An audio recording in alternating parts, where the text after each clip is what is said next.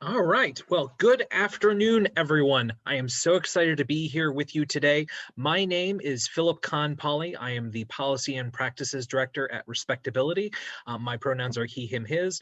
To give you a audio description of what I look like, I am a 30-something man with brown hair, brown beard, glasses, a slightly craggy face, and a gray professorial jacket.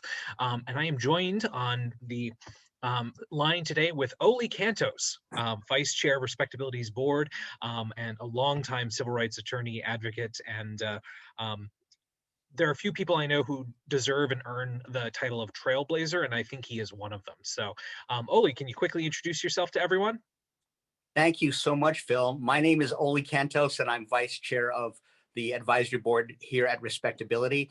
And my preferred pronouns are he, him, and his. And I am sporting a pair of dark glasses, and I am balding with wearing a suit with a light shirt and a dark tie. Great, thank you. And so today we are talking about people with disabilities at work, and a really incredible new resource guide to achieving economic independence and inclusion through employment and entrepreneurship that Oli has put together. It is really an incredible new resource that he has spent years compiling ideas and insights, really leveraging his lived experience as a job seeker with disabilities, as an entrepreneur, as a leader in this field, as an attorney, and as a parent of brilliant young men with disabilities. Now I want to do a quick accessibility check. We've got ASL, we have closed captioning. You can click on the captioning option on the bottom. You've got the ASL interpreter Gabe with us. We are going to have this is more of an interactive conversation between myself and Oli, and then later we will be taking questions from the audience. To drop in those questions, put them in the chat box or put them in the Q&A section. My colleague Eric just dropped the live transcript link in the chat box, so go for that if you need it. And if anything comes up or you would like anything described or explained, or I need to slow down my voice, just do so in the chat box and we'll get this conversation started. So I want to give you a little bit of a run through of some of the really incredibly different things that Oli has done, frame the conversation about what's in this resource guide, why it's appropriate and important to you and all of you. So I already mentioned that Oli is the vice chair of our board of advisors, and he has been active in the civil rights arena since 1990. And for those of you who may be on the younger side, you know what also happened in 1990? The Americans with Disabilities Act. And so his career has echoed the advancement of inclusion and disability rights and the embrace of disability justice in this work. He has worked at the Department of Education. He has worked for the White House. He has worked as an attorney. He has done so many different things around disability inclusion rights. He has been a leader for years in so many different areas. If you actually look on our website, I will confess that Oli's biography is in small print so that you can actually fit everything that he's done. Don't worry, it's sufficiently accessibly sized fonts, but it's still small to fit a lot of info on one page. Oli has certainly has gotten no shortage of attention over the years. I mentioned that he is a parent of folks with disabilities as well as being a person with a disability. You may have seen the news stories about his three blind triplet boys, Leo, Nick, and Steven. They've been profiled by NPR, Washington Magazine, USA Today.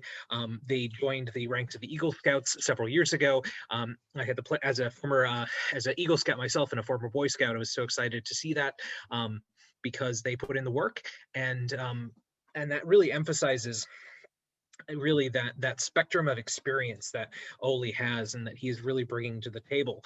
And he has really taken all of those experiences, those ideas, his passion for the subject, and distilled it into a document that covers so many of the challenges that we as a community face. But more importantly, it's a very solution-oriented guide.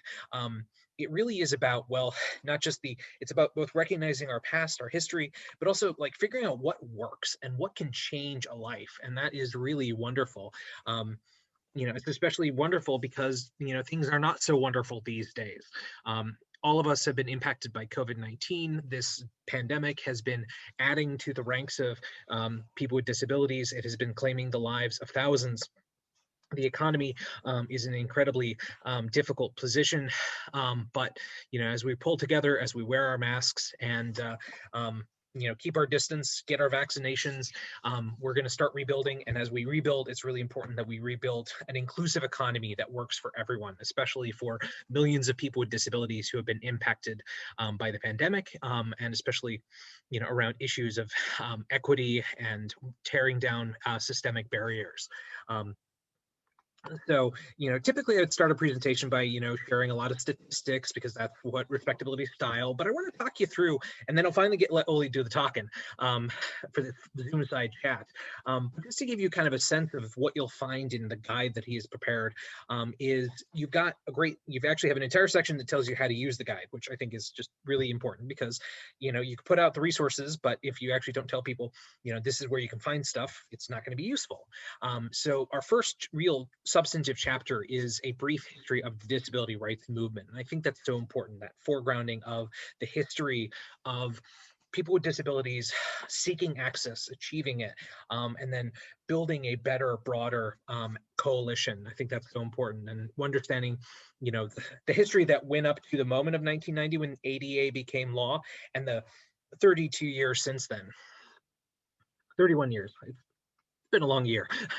Then next up, and this is important, is the document talks about working with people with different kinds of disability. And that is so important because disability is a huge spectrum. There are invisible disabilities, there are visible disabilities, physical, cognitive, visual, auditory, so many different aspects of disability and so many different categories of disability. And that spectrum, that those differences can be really intimidating, especially when it comes to the workforce. And as the old saying goes, if you've met this one person with a disability, you've met one person with a disability. And so really understanding both that solidarity across different categories of disability is important. We have an entire chapter dedicated to employment law and civil rights laws, so you can understand the relevant regulatory and legal framework that supports your success, your rights as a worker, as a job seeker, as a parent, and seeking support for your children. As a workforce geek, I really love the chapter about vocational rehabilitation services. The VR system represents billions of dollars invested in the states and territories to help people get work. But you're dealing with 54 different programs in the states and territories of the United States. Interfacing with each one is really challenging. And so we've got some really practical advice in terms of how to do that. Next up, we talk about assessment tools, so you can define your career direction and strengthen your confidence by encountering and developing successful role models. I will say that one of the biggest barriers beyond the systems of oppression and barriers to the workforce is oftentimes young people with and without disabilities can't envision themselves becoming the next CEO of Microsoft or the next, deputy assistant U.S. attorney. And so role models are important, but also kind of figuring out the steps that go from how do you go from being an intern to being the head of the Department of Justice. And so we talk about that, and I think that's exciting. I will say that making that, and particularly the system of laws that define special education are, robust. There's problems, but they're being fixed. But when you make that jump from being a high school student with a disability to being a college student with disabilities, that is a huge change. And the way that you advocate is different. The way that you secure accommodations is different. The way that you can get your needs met. I can talk words. The way you can get your needs met in a college context is very different than high school. And so we've got a chapter about that, which I think is really great.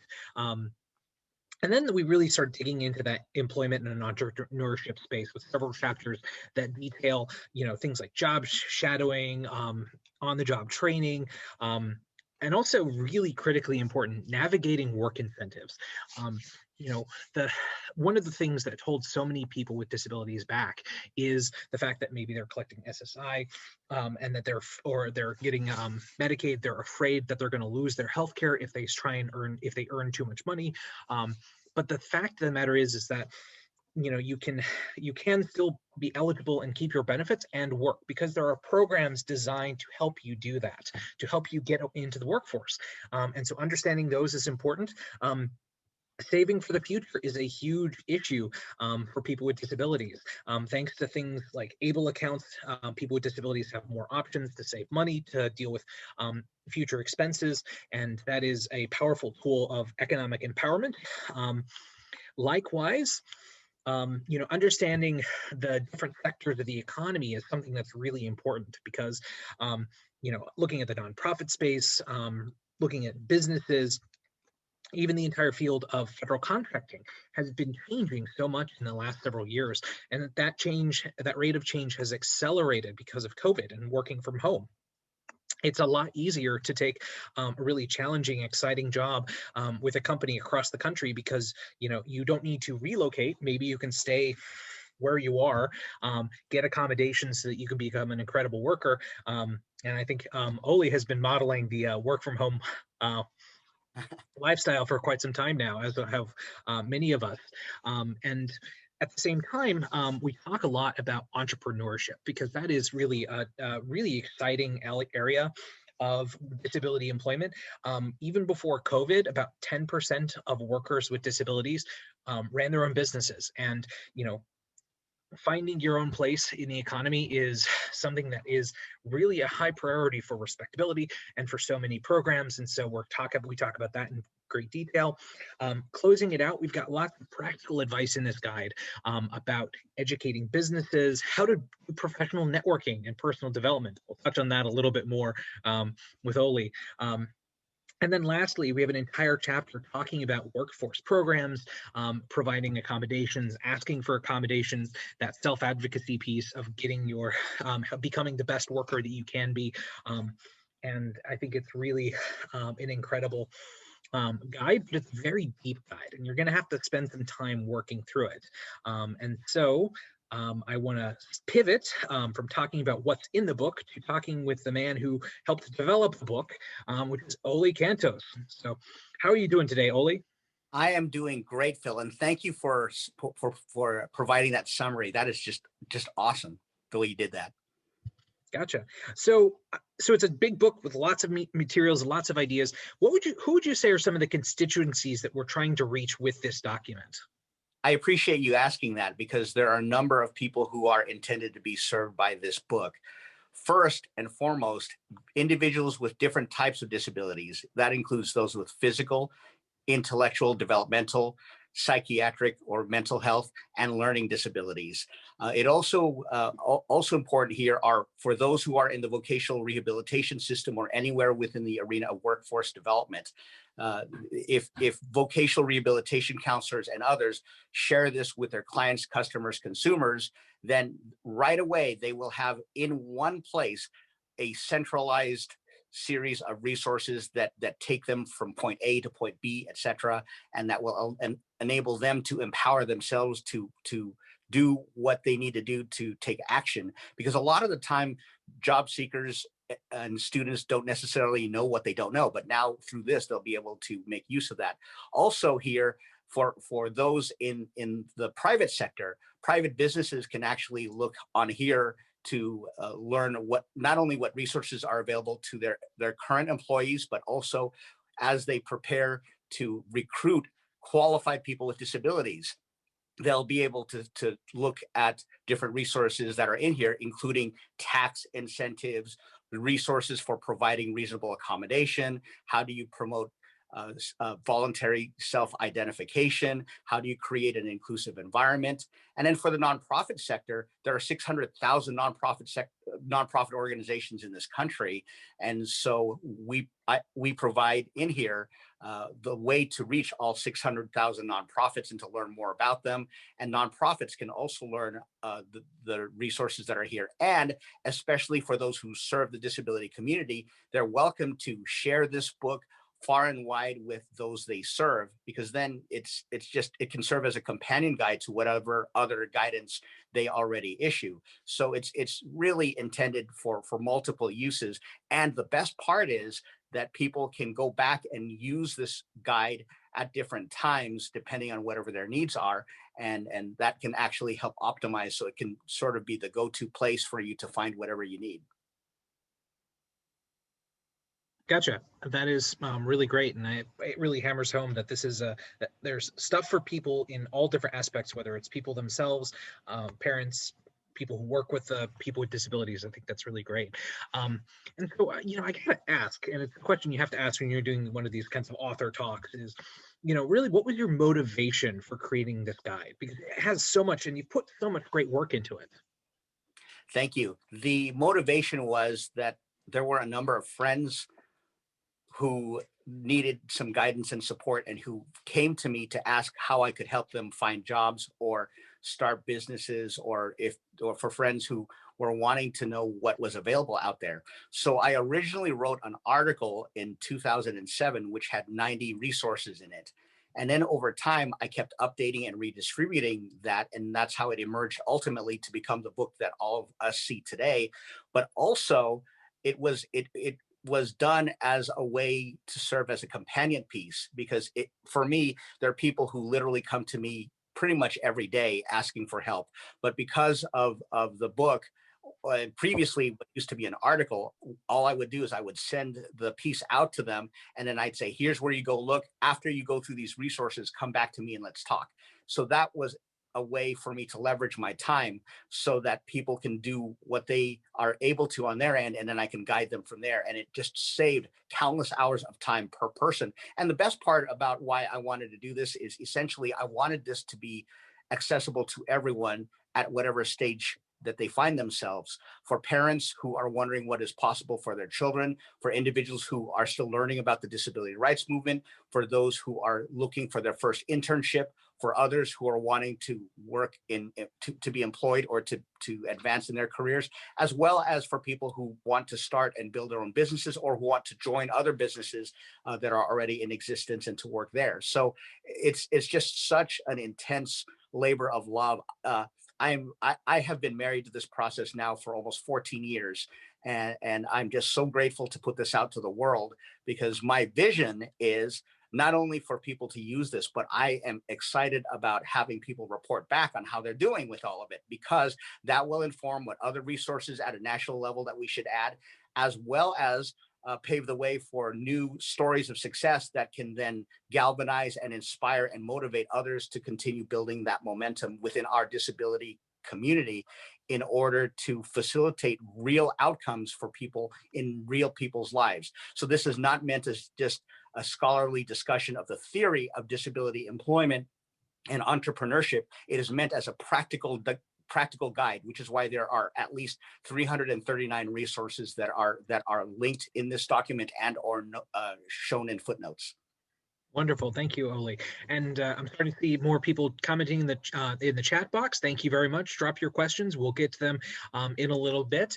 I will tell you that there are 3 different ways that you can access this resource guide. You can find it on our website at the link in the chat box.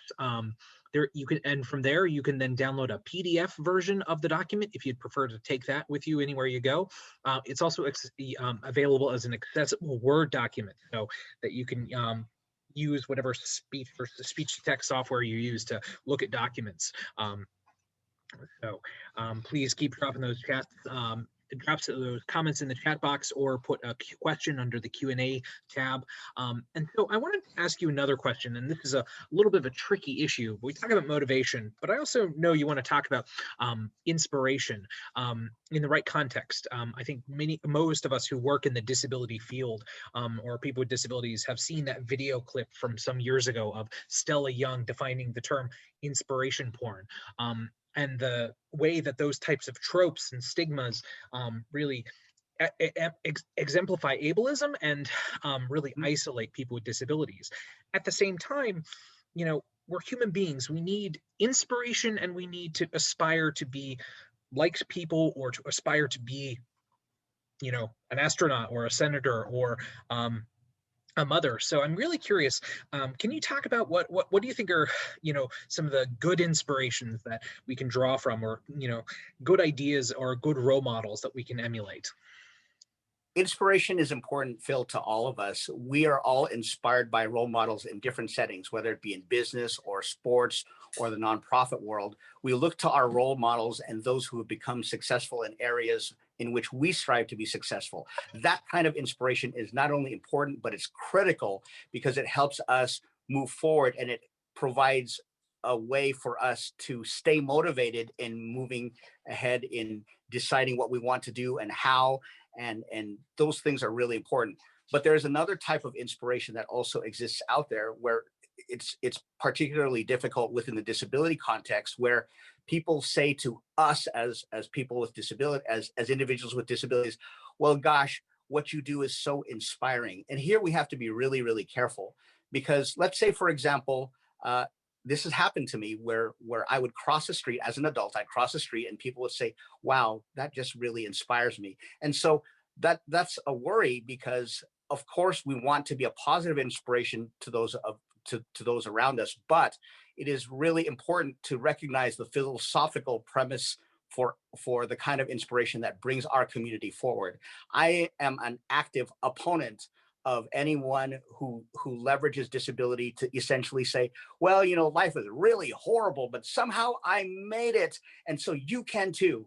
That sort of thing is just, it's destructive to our community. But instead, if we are inspired by the successful accomplishments based on age appropriate achievement.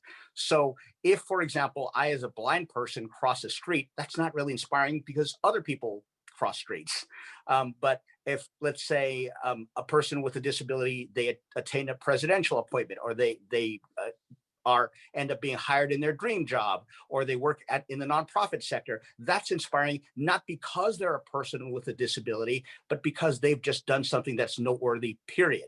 See, so for people who are newer to this space, it's important to recognize early on that construct, that we should all, as individuals with disabilities, as is true for people without disabilities, we should all be inspiring, but it should not be at the expense of people thinking that disability itself is such an overarching characteristic as to define the whole of who we are. All of us have different disabilities. Some of them, as you rightly pointed out, are visible, and some are non-visible. But whatever the disabilities are, we need to be inspiring to others because of our achievement, period. And if we have the characteristic of disability, that's fine. But again, we've said in the disability rights movement that it's part of who we are, but does not necessarily define the whole of who we are. And so we're proud of having a disability, but at the same time, we don't leverage that disability as somehow implying to the world that life is necessarily that much harder or tougher. It doesn't mean we don't have challenges, because we gosh knows we do, but it does mean that in having a philosophy of disability that embraces the whole person, and without being ashamed of saying we have a disability for that matter, then we can move forward appropriately in a manner that inspires people in the right context. Thank you, Oli. Thank you, Oli. And that is a really important distinction to be had. And I would point out that in the chapter, we've got some examples of role models. If you go to Respectability's website, we have extensive profiles of people who really embody that distinction of, you know, they're incredible people who happen to have disabilities. And I appreciate you talking about that. Please keep talking in the comments section. We'll be getting to your chat box questions. But I wanted to ask Oli specifically about that education to employment piece. You very recently have you know, had to deal with your boys, you know, getting up and leaving the nest and navigating into the workforce, or, you know, navigating school. So I'm kind of curious, can you talk about how this guide reflects your experiences as both a parent with disabilities as well as a parent of young men with disabilities? Yes, thank you. There are a number of sources of inspiration that I've had with my boys, where from the time that they were still growing up, I urged them to get involved with extracurricular activities, as well as to have real workplace experiences, and to attain gainful paid employment as students before they even turn 18.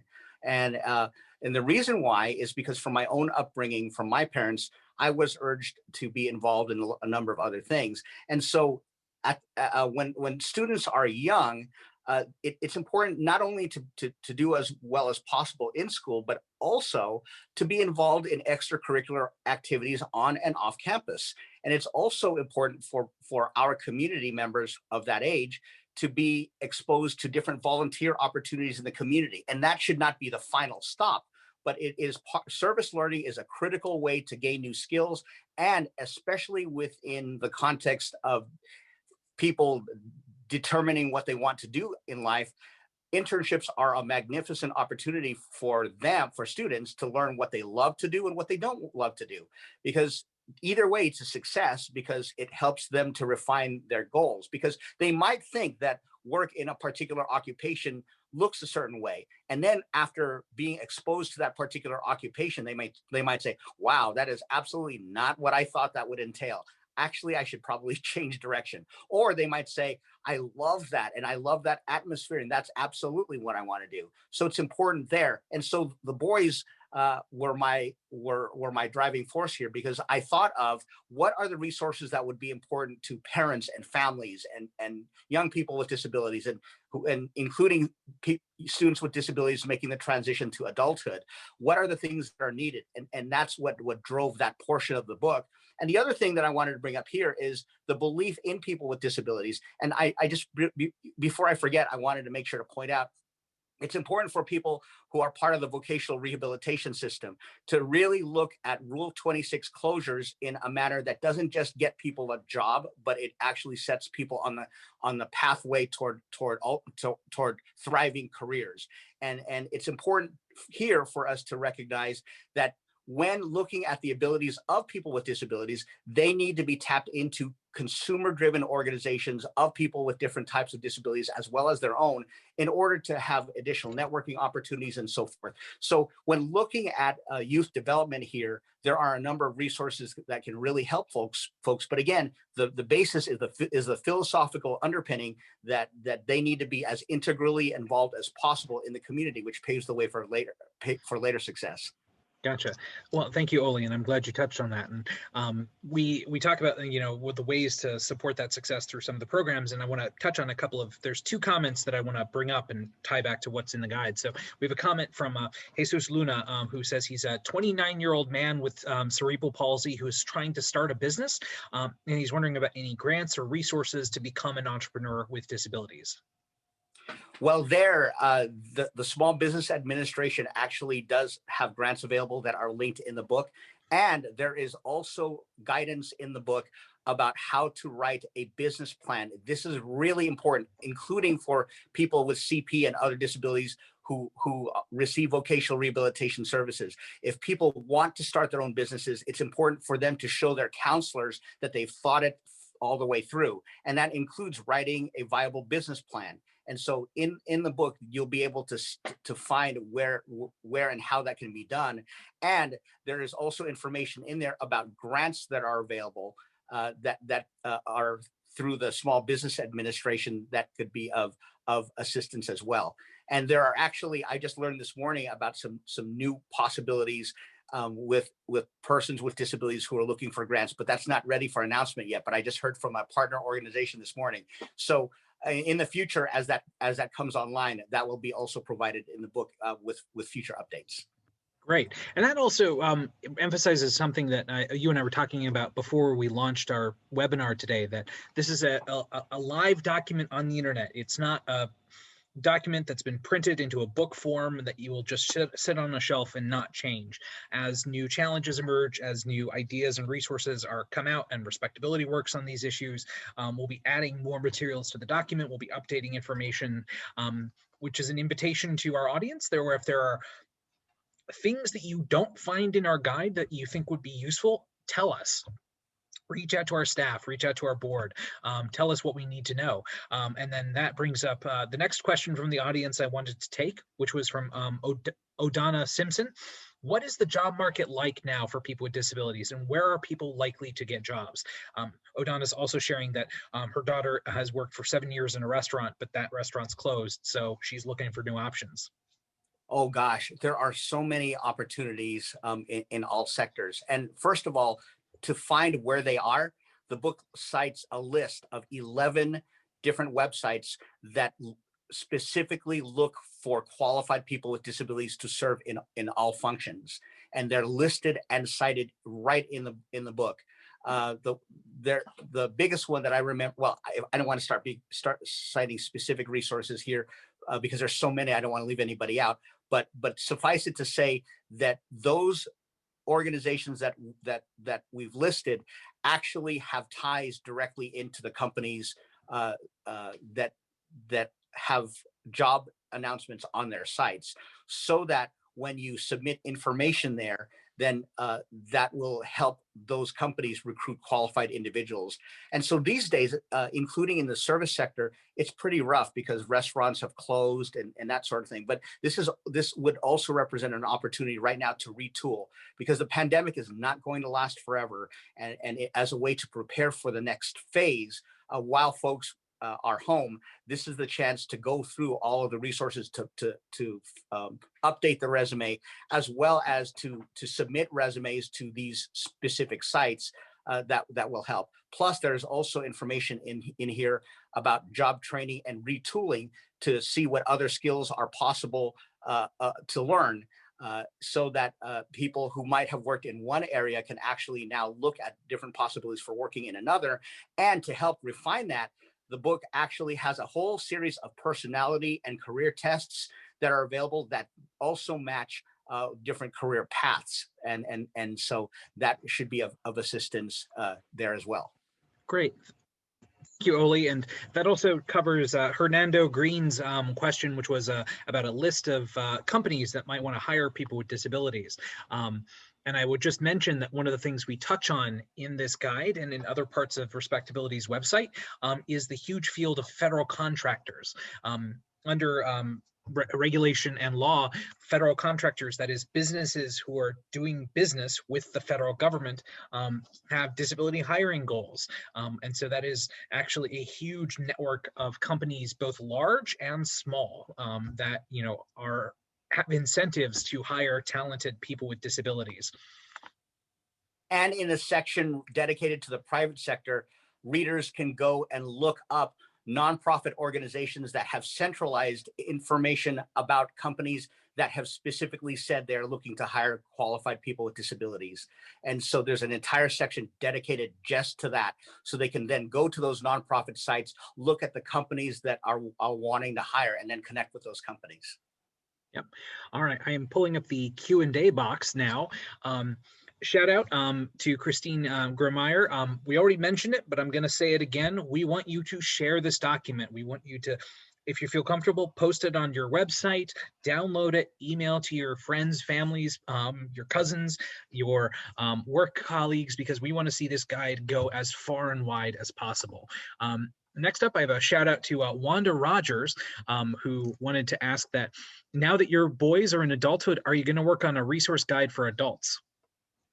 Actually, the book covers adults. The book actually provides, as people have hit adulthood, what do they do for these different opportunities? And Wanda, it's good to see you on here. Wow, that's great. We haven't talked in a while. So I'm glad you brought that up, Wanda, because this is intended for people of different ages, including different stages of adulthood. All right. So my next question is a kind of a specific one, and one of the topics that has changed as life has changed because of COVID, and that's networking. So I'm curious, why is networking an important skill for people with disabilities, and just how the heck do you network when everything is being done through Zoom? LinkedIn, that's the way to network. In the book, I talk about steps that people should go through to ensure that they have a good presence on LinkedIn. That includes making sure that all of their information is up to date, but also in reaching out. A lot of people who are on LinkedIn and on other social media, they reach out, let's say it's Facebook, they just accept a friend request, or they confirm a friend request. And then on LinkedIn, they accept a connection, and then that's it. The way to do it more effectively, especially in this online environment in which we find ourselves now, is to look for people who are in your area of interest And then after you reach out to them, immediately to write them a note and find a way to begin building a relationship, saying thank you so much for accepting my request to connect with you on LinkedIn. I am eager to work with you, etc. And then what ends up happening is by creating an engagement plan for yourself, then you can leverage LinkedIn, because there are all sorts of options. You can write articles on LinkedIn that can help highlight your work product. You can also add value to your connections by looking for items of importance and then sharing those posts with your network. And once you connect with people, whenever they have work anniversaries or birthdays or they switch jobs, take the time to write those individuals and develop general templates that can be customized, but write to those individuals congratulating them on their work anniversaries or saying happy birthday, or congratulating them on moving to a new position, etc. And then whenever you do that, it's also important to look at the particular niche. So if you want to build a relationship with specific individuals, look on their profiles, see what their interests are. And as you come across information that could be of importance or assistance to them, then all you do is just say, hi, so-and-so, I just happened to come across this article. I wanted to send this to you in light of your expertise in X. Thanks, hope you're well. Then put in the link. That's it. And then you just do that from time to time. And what's going to happen is some people will not respond at all. Others will respond in a delayed way, and some will respond right away. And so there are approaches that we could probably go through on a different webinar, but there are ways to cultivate relationships in all of those circumstances. And social media is the way to go, especially now. Thank you, Ollie. I'll just give an example to add to that.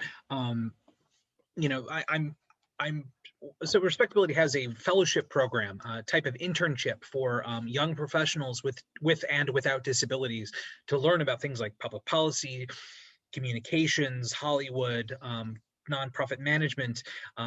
Because of COVID, we've gone entirely virtual, which also means that a lot of other companies and organizations are doing virtual internships. And you know, even as people get vaccinated, they're going to keep having to do remote work, which means that, you know, that's a barrier to entry that has been closed because of COVID.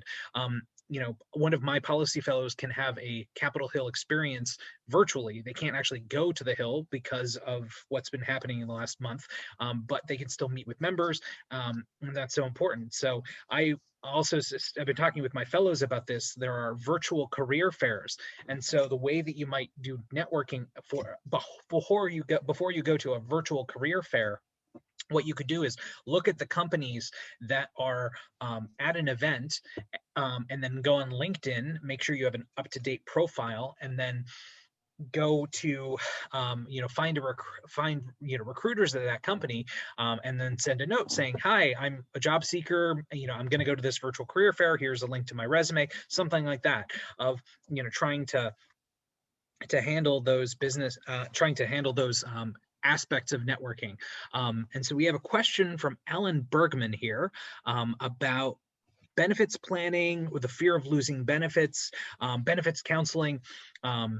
So what are, you know, I know we mentioned it. So how does this guide talk about, you know, keeping your benefits, but also finding work and earning an income?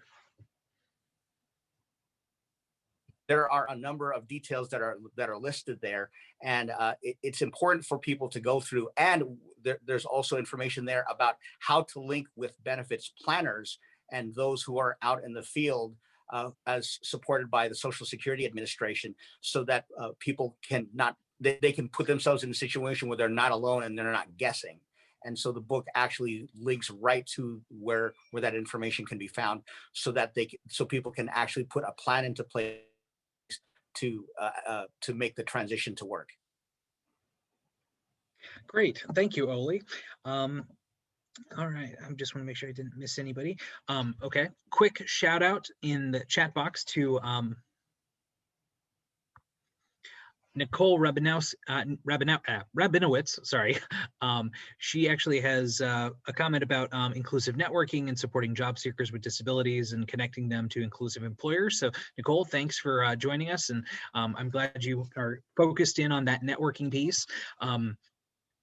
So I wanted to touch on to shift gears a little bit. So we've talked about federal contractors, and we've talked about the different types of businesses that might want to help people with disabilities. But you've been a federal employee for many years, and so I wanted to ask you about what was that like? How did you pursue a career in public service, and why would a person with a disability think about following that kind of career path?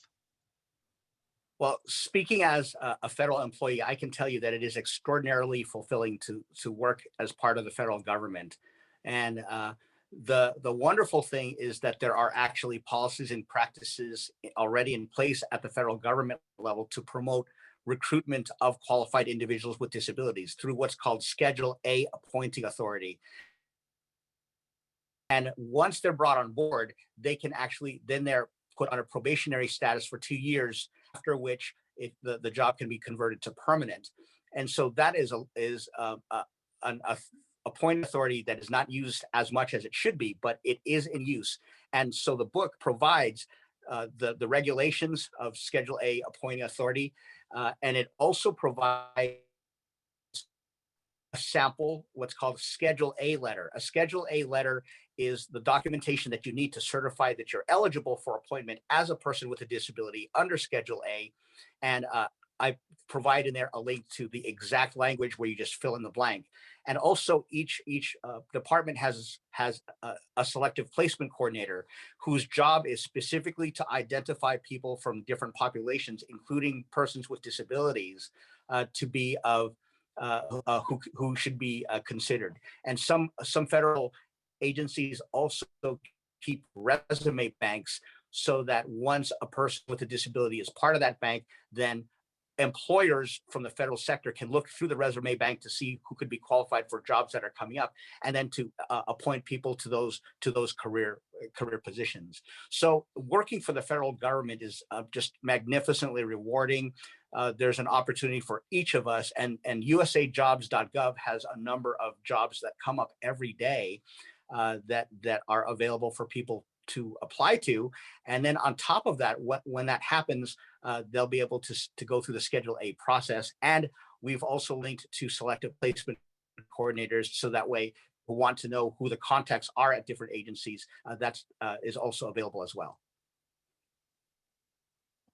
I will just say, if you had a burning question for Ollie or myself and you didn't have a chance to answer it, or you're watching this recording at a later date, please contact us and let us know what your question is, and maybe take a dive into the guide and see if we already answered it. It is really it is an impressive resource for being a little less than 50 pages long. So we really hope you'll dive the depths and take a look at what we have to offer. Definitely check out Ollie Cantos's website, which is very easy to remember because it's olliecantos.com. That is spelled OllieCantos.com. Well, we are nearly out of time. I'm sorry, real quick, send a text to 313131, and then in the body put Ollie, OLLIE, and that'll be a way that you can connect with me right away. And that's also, you're welcome to share that as well. Great. Well, Ollie, I want to ask, we're nearly out of time. Any final parting thoughts for our audience today? I'd like to end first by thanking Phil and Eric for all of their organizational efforts with all of this, and the entire team at Respectability for making possible the book in its current iteration. This is just really incredible. And also to call upon all of us to continue to galvanize into action. This book is intended for active use. So please get the word out, but also make use of, keep us posted about how it goes so that we can continue to add value to you. And I'm grateful. I'm looking to getting to know all of you as time progresses, and to supporting your individual journeys. And I'm appreciative to you for the just being so wonderful. I just love our community, and I know that there's a lot that we can still continue getting to do together. Thank you so much, Oli. Thank you so much, audience. Thank you, Gabe, our ASL interpreter. Thanks to our captionist. Thanks to Eric for being off screen and helping us navigate the wild world of technology. Again, you can find the People with Disabilities at Work guide on respectability.org. Everyone who was with us today, thank you so much. Keep an eye on our events page. We have a lot more webinars coming up. We have a lot more exciting presentations. And as Oli said, please take this guide, share it with everyone you can, and let's all do our part to fight stigmas and advance opportunities for millions of people with disabilities.